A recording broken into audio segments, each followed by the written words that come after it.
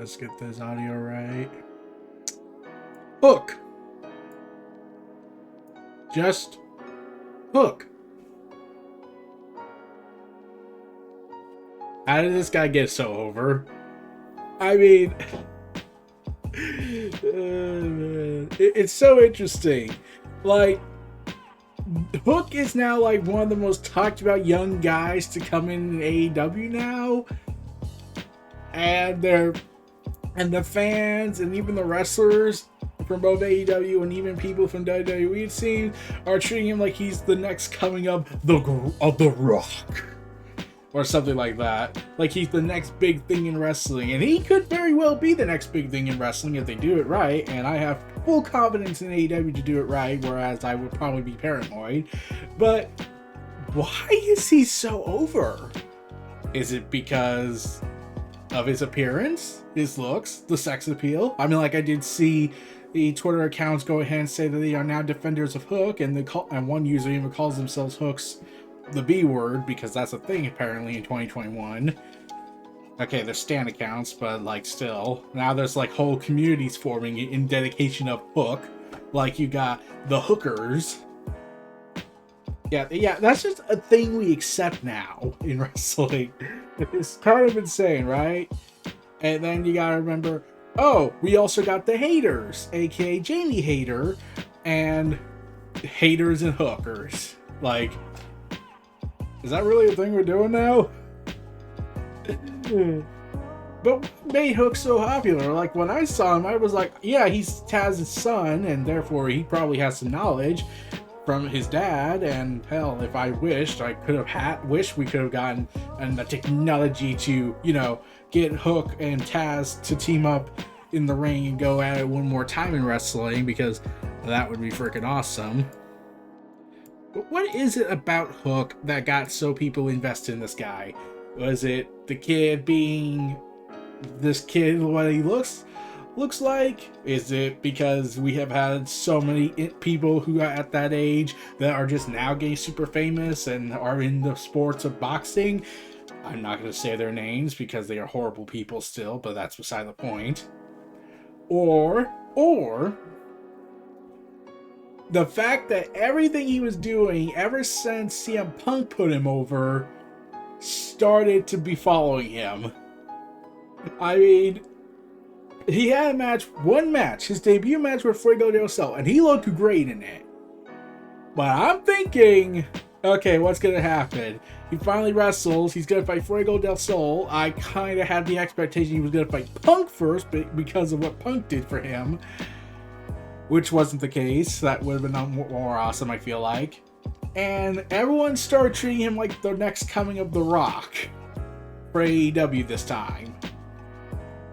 And I was happy for Hook to get this reception, but I was also greatly confused. And I'm that guy thinking, what happened? What did Hook do that was so awesome? So, if I recall correctly, CM Punk called him out and with the famous words, "Send Hook!" And one can say the rest was history after that. Oh man. The rest was history after a simple promo by Punk. Send Hook. And now we're in the rise of Hook. The next big storyline in the reign of pro wrestling, it seems. Now that he's officially All Elite. Turns out he's been on his daddy's vacation passport this whole time coming in, so best vacation he ever had. Okay, I'm kidding. Hook, and here's the thing, then fans really started paying attention to Hook more after Punk called him out, especially. Like, I don't recall that, like, I recall there were fans of Hook just from his appearance and, him being the son of Taz, so he has a lot to live up to, essentially. And you're thinking, okay, this kid's got to prove something, like Punk's calling him out. Is he going to be his first opponent? That was my expectation. I was thinking, wait, is Punk going to actually make him the debut opponent for Hook? Because that's kind of a huge expectation for you. That wasn't the case, but I'm now hoping we get Hook versus Punk, just for the hell of that moniker. And then I recall, just like Anderson's infamous Glock promo that got severely over to the point that he started using it in his character on TV, that Hook used chips when Dante Martin joined. Dante Martin looked like he joined with Team Taz. Hook gave him his chips, Dante took it, and then everyone popped after that. And then that led to a meme for the next couple of weeks of Hook and chips. And I was thinking, okay, so when is AEW going to make a shirt? They never did. I'm kind of amazed by that a little bit. And I was honestly thinking, like, that's the perfect moniker. That's the perfect merchandise you can make right there. Just strike while the iron's hot. You can call them Hook'em Chips. EM and not that other word. And then I was like, oh, maybe you can make your own brand of chips, like New Japan makes their own brand of food with the wrestlers' gimmicks. I don't know why, and WWE used to have ice cream bars once upon a time. So why not make your own personal chips? Hook'em Chips. The chips for all the hook'ems. Hook 'em up and whatnot. And make all the hook puns you can make from this. It's actually interesting to see Hook's rise all of a sudden. Like, and there were now the tribalists coming in WWE side saying, yeah, Dominik Mysterio! And I'm thinking, okay, you got a point. In terms of match debut, Dominik had a better debut. He had a better match with Seth Rollins, and Hook just had, like, what, a 2-3 minute match with Fuego del Sol? Let's double check just so I don't get butchered by commenters potentially.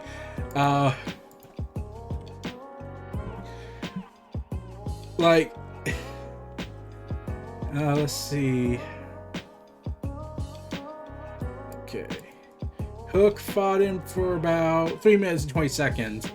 And everyone started treating him like he was the second coming of The Rock in 3 minutes and 20 seconds. So, in terms of debut match, yeah, you could say the argument. Right? Dominik Mysterio, the son of Rey Mysterio Jr., had a better debut. Difference is that Dominik lost his debut match against Seth Rollins for reasons I'll never understand. Even I was wondering, why didn't they have him go over? Like, was that asking too much from Vince? To, like, put this kid over big time, beat Seth Rollins? That could have been big. Because that could have been his big highlight moment, because it's not like he's going to make it far as much as people want to hope him be, like his father, or even better than his father, when it comes to WWE and how they operate with their police state attitude. And Hook, let's see, he's been in AEW for about a year now, being that character in the background, then wearing a hood, and then all of a sudden he's starting to show up more with his appearance being more shown, looking all cocky and arrogant, and then Punk makes one promo, and all of a sudden he's a star. There was even a fan sign I saw that was spreading around Twitter, that there was a sign at AEW that said, Hook fears Vince. No, wait. Botch, as Noah would say. Botch. Vince fears Hook. I don't know why I thought Vince first. Thought Hook first. The subject matter is about Hook. But Vince fears Hook. And I was like, yep, we got it. We done it. Oh, God. That's how over he got now. And I'm like, how? How did this guy get so over that quickly? Well, I think it's just because people trust AEW. That's the kind of the relationship AEW has with their fans, and for the most part with the greater community. Because with and I think the other big difference is Hook showed up with crowds. Dominik was with the artificial Thunderdome crowd, who were mostly told, do this or die. Well, not die, but get booted off the servers because you wore the wrong shirt. So, what can you do on that front? Or, you know, if you wear the wrong shirt, you're banned, but you'll have graphic, disturbing imagery. Although, no, we'll keep that up for about a good 20 minutes, then we'll do something where people point it out. But fuck, that was a complete disaster. That killed the Thunderdome for everybody after that. Like, you could have these people leave for a couple of seconds to use the bathroom, instantaneous boot, but you'll have graphic stuff like that be shown, or horrible people be shown, known as images. Nope, they can stay for a good 20 minutes because we are somehow dumbasses. But yeah, that's also the big difference. Hook debuted in front of a crowd. Not so much, sadly, Dominik. And Dominik has had okay stuff going on, but I think people were kind of hoping for a lot more. Like, they were hoping for Ray versus Dominik down the road, but Ray keeps insisting we're not doing that. I don't want to do that with my son. Which, okay, if it's his right to believe he doesn't want to do that, and he feels like he doesn't need to, like, you know, use his status to put his son over to make him get over, which, fine, I get that. If he wants to just tag team with his son, cool. But then you have to remember how the booking for Dominik went, like how he kept getting himself beaten up by Seth, and then the whole Buddy Murphy Mysterio storyline integration happened. And this was last year after a horrendous event that happened for the last week during July. And they thought there would be no problems with that, despite the legal age in that regard.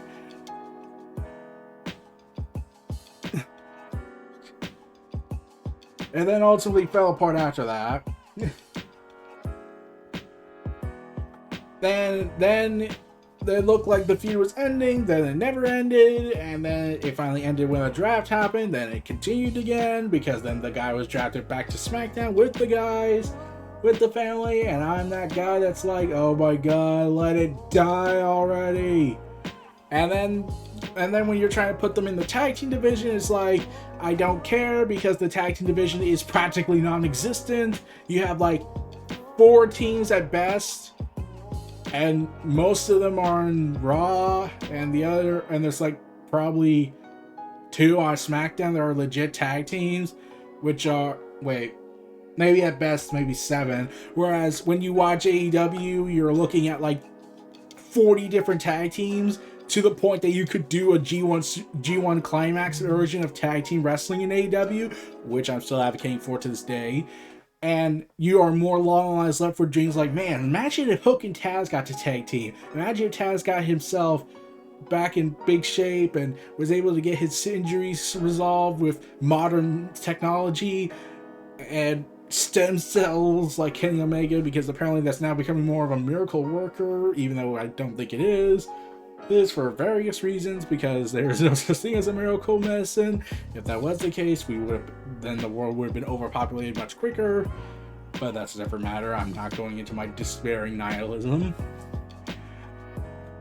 So this is the other thing. I think Hook's more over, and Tony Khan even said he's trying to get fans to get over with Hook, except they're more gravitating towards Hook than they are with Roman Reigns did when he was a face. And the last thing I want to say is, like I've said, the fans trust AEW more than they trust the WWE. Because CM Punk said it best, AEW, we like to do the payoffs. The obvious payoffs are clearly what's going to happen. People know when the obvious payoff is going to happen, and they're ecstatic for it. And we're perfectly fine with that, because it's the ecstatic moment we've been building towards, instead of the other place that wants to just routinely piss them off and act like we're subversive geniuses. Ain't that right? Or when you do something wrong and then you correct it, and then you turn around and say it was the plan all along, even though Brian said that was never the plan all along.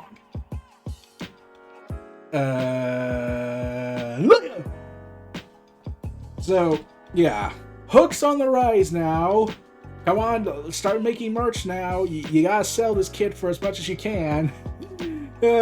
Before we do the insert IWC joke mandatory thing here, where he says everyone will get sick of him after a week. And we'll have to see. I don't know what's gonna happen. I'm just honestly excited to see what Hook can bring to the table. We'll see. It's gonna be an interesting time for Hook now that he's officially All Elite. He signed the contract, and now he is here to kick ass and take names and hook 'em up for all the hookers. Yeah, I had to end it like that.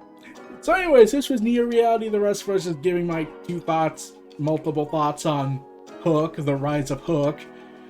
Feel free to like, comment, subscribe. Check out my other content in the description below. Stay tuned for more. I'll see you all next time. Peace and take care. And have a good day, everybody. Peace out.